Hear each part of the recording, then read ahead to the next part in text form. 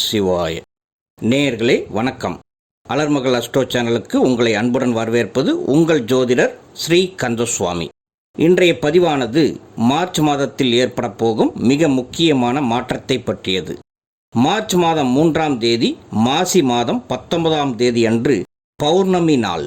தமிழில் உத்தராயணம், பின்பனிக்காலம், கும்ப மாதம் ஆகும். சூரியன் கும்பராசியில் நகர்ந்து கொண்டு இருப்பார். சுக்லபட்ச நாட்கள். இந்த நாளில் வரக்கூடிய நட்சத்திரம் மகம் நட்சத்திரம்.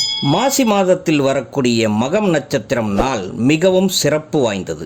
அதிலும் 12 வருடங்களுக்கு ஒரு முறை குரு பகவான் இந்த நட்சத்திரத்தில் இதே மாசி மாதத்தில் வரும் நாளை மகாமகம் என்று கொண்டாடுகிறோம். அப்படிப்பட்ட மாசி மகத்தன்று அருகில் நீர்நிலைகளில், ஆற்றில் அல்லது கடலில் நீராடி சூரிய பகவானையும் மற்ற தெய்வங்களையும் வணங்கும் போது நம் பாவங்கள் அனைத்தும் போகும், குடும்பத்தில் சுபிட்சமும் உண்டாகும் என்பார்கள். இந்த நாளில் பெரும்பாலான கோயில்களில் தீர்த்தவாரி உற்சவம் நடத்தப்படும். இந்த நாளில் நீர்நிலைகளில் தெய்வீக ஆற்றல் அதிகம் இருக்கும் என்று கருதப்படுகிறது. ஆகவே இந்த நாளில் நாமும் நீர்நிலைகளில் நீராடி நல்ல ஆற்றலை பெறுவோமாக. இந்த மகம் நட்சத்திரமானது மார்ச் மாதம் 2ஆம் தேதி காலை 8:17 சென்னை நேரப்படி துவங்கி மார்ச் மாதம் 3ஆம் தேதி 8:07 வரையில் உள்ளது. சூரிய உதய நேரத்தில் நீராட வேண்டும் என்பதால் 3ஆம் தேதி பௌர்ணமி நாள் தேர்ந்தெடுக்கப்படுகிறது. ஆனால் முதல் நாளிலிருந்தே கோவில்களில் விழாக்கள் ஆரம்பித்துவிடும்.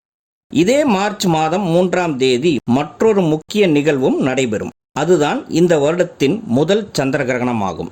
ஜோதிடத்தில் சந்திரனுக்கு மனதை ஆளும் கிரகம் என்று பெயர். அதனால்தான் அதற்கு மதி என்று பெயர் வந்தது. பௌர்ணமி அன்று கேதுவுடன் சந்திரன் இணைந்தால் சந்திர கிரகணம் உருவாகும். சூரியன் சந்திரன் இணைந்து அமாவாசை அன்று சூரியன் ராகுவுடன் இணைந்தால் சூரிய கிரகணம் வரும்.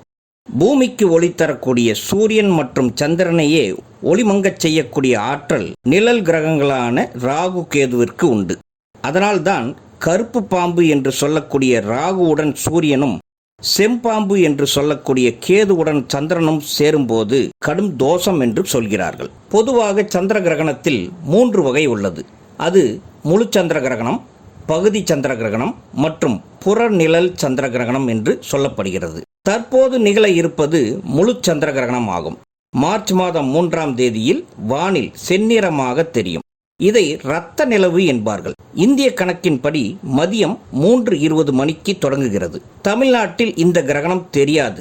ஆனால் டெல்லி, உத்தரப்பிரதேசம், மகாராஷ்டிராவில் ஒரு சில மேல் பகுதி, ராஜஸ்தான், வடகிழக்கு மாநிலங்களான அஸ்ஸாம், அருணாச்சல பிரதேசம், மிசோரம், நாகாலாந்து, மணிப்பூர் மற்றும் மேற்கு வங்காளத்தின் ஒரு சில பகுதிகளிலும் தெரியும்.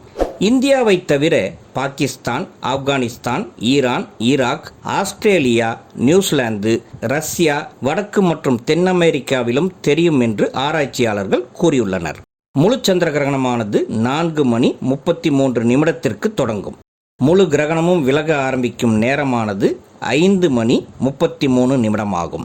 கிரகணம் முழுமையாக முடியக்கூடிய நேரம் மாலை 6:47 ஆகும்.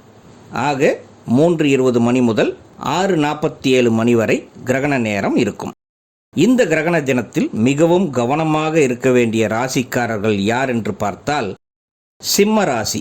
அதில் மகம், பூரம், உத்திரம் நட்சத்திரத்தில் பிறந்தவர்களும், மேசத்தில் பரணி நட்சத்திரம் மற்றும் தனுசு ராசியில் பூராடம் நட்சத்திரம் ஆக சுக்கிரனின் நட்சத்திரத்தில் பிறந்தவர்களும்.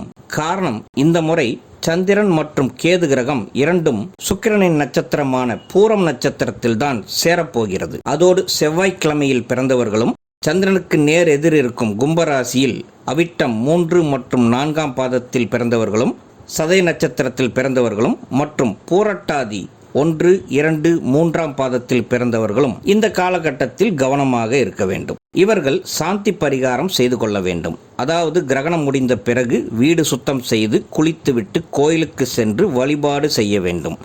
முடியாவிட்டால் வீட்டிலேயே விளக்கேற்றி வழிபடலாம். கிரகணம் முடியும் வரையில் வீட்டில் சுவாமி அறையை மூடி வையுங்கள்.